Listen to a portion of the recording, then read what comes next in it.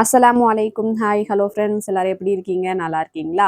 இன்னைக்கு இந்த வீடியோவில் நான் எப்படி பப்புடு போடுறேன் அப்படிங்கிறத உங்கள் கூட நான் ஷேர் பண்ணிக்கிறேன். அப்பளம் பூன்னு சொல்லலாம், பப்புடுன்னு சொல்லலாம்.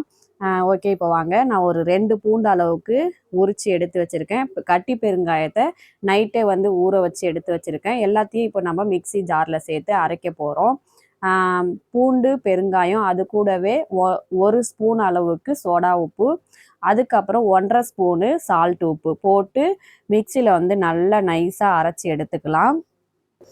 அரைச்சி எடுத்துகிட்டு வந்தாச்சு. நான் ஆல்ரெடி பழைய வீடியோலேயே நான் பப்புடு போடுற வீடியோலாம் போட்டிருப்பேன். புதுசாக வந்தவங்களுக்கு தெரியாது, அதனால் மறுபடியும் நான் உங்களுக்கு போட்டு காமிக்கிறேன். அப்புறம் காலையிலேயே எந்திரிச்சதுனால அப்படியே ஒரு டீயை போட்டு குடிச்சிட்டு இப்போ பப்புடு மாவு ரெடி பண்ணுறதுக்காக வந்துட்டேன். மிக்சி ஜாரில் நம்ம அரைச்சி வச்சுருந்தோம்ல, அது எல்லாத்தையும் பப்புடு மாவில் அந்த மிக்சி ஜாரில் உள்ள மிக்ஸ் எல்லாத்தையும் கொட்டி தண்ணி ஊற்றி நல்லா திட்டமாக, ரொம்ப தண்ணி ஊற்றக்கூடாது, இந்த மாதிரி உருண்டை உருட்டி எடுத்து வச்சுக்கணும். அவ்வளோதான். அதுக்கப்புறம் கொடக்கல்லாம் நல்லா கழுவிட்டு நான் இடிக்க ஆரம்பிச்சிடுவேன். உங்களுக்கு பார்க்க தான் ஈஸியாக தெரியும்.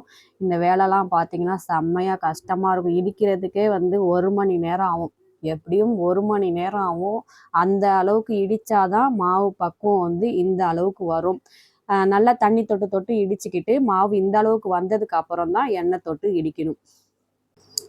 உங்களுக்கு இந்த பப்புடு வேணும் அப்படின்னா ஸ்க்ரீனில் தெரிகிற நம்பருக்கு ஆர்டர் கொடுக்கலாம். நீங்கள் லால்பட்டியில் இருக்கீங்க அப்படின்னா ஸ்க்ரீனில் தெரிகிற நம்பருக்கு வாட்ஸ்அப்பில் மெசேஜ் பண்ணுங்கள். வேணும்னா முன்கூட்டியே நீங்கள் ஆர்டர் கொடுக்கணும். வெளிநாட்டுக்கு கொடுத்து அனுப்பணும், இல்லை உங்களுக்கு ஊரில் இருக்கீங்க வேணும் அப்படின்னா முன்னாடியே நீங்கள் ஆர்டர் கொடுத்தா நான் செஞ்சு கொடுத்துருவேன். 1/4 கிலோ 100 வரும், 1 கிலோ 400 வருது. இதே வெளியூரில் இருக்கீங்கன்னா 1 கிலோவுக்கு ஷிப்பிங் சார்ஜ் 50 வந்துடும். ஆர்டர் கொடுத்தா செஞ்சு கொடுத்துருவேன். உங்களுக்கு வேணும்னா 2 நாளைக்கு முன்னாடியே ஆர்டர் கொடுத்துருங்க. அப்புறம் மாவை நல்லா கசக்கிட்டு சின்ன சின்ன உருண்டையாக நம்ம எந்த அளவுக்கு பப்புடு போட போகிறோமோ அந்த அளவுக்கு உருண்டை போட்டு எடுத்து வச்சுக்கிட்டு இப்படி தான் நான் பப்புடு போடுவேன். ஆரம்பத்துலலாம் எனக்கு போட தெரியாமல் சப்பாத்தி கட்டையெல்லாம் உருட்டிகிட்டு இருந்தேன். அப்புறம் தான் கற்றுக்கிட்டேன் நானாகவே. அப்புறம் பார்த்திங்கன்னா இந்த மாதிரி பலகையில் போட்டதை வெயிலில் கொஞ்சம் நேரம் ஒரு 5 நிமிஷம் வச்சு அதுக்கப்புறம் அது காஞ்சதுக்கப்புறம் பாயில் எடுத்து போட்டு நம்ம காய வைக்க வேண்டியதுதான். ரொம்ப மொறுன்னு காய வைக்காமல் லைட்டாக காஞ்சா போதும். ஈரப்பதம் போனதுக்கப்புறம் நம்ம எடுத்து வச்சிடணும். நான் போட்டுட்டு இருக்கும் போதே எங்கள் மாமியும் வந்துட்டாங்க. அவங்க பப்புடு வாங்கிறதுக்காக வந்திருந்தாங்க. அப்படியே நான் போடுற பப்புடை பாரு அப்படின்னு சொன்னாங்க. அந்த காலத்துலலாம் பெரியவங்கலாம் இப்படி தான் மாமி போடுற மாதிரி தான் போடுவாங்க. எங்கள் நிஃப்ராஸ் நாங்கள் போடுறத பார்த்துட்டு அவனுமே போடுறதுக்கு ட்ரை பண்ணிகிட்டு இருந்தான்.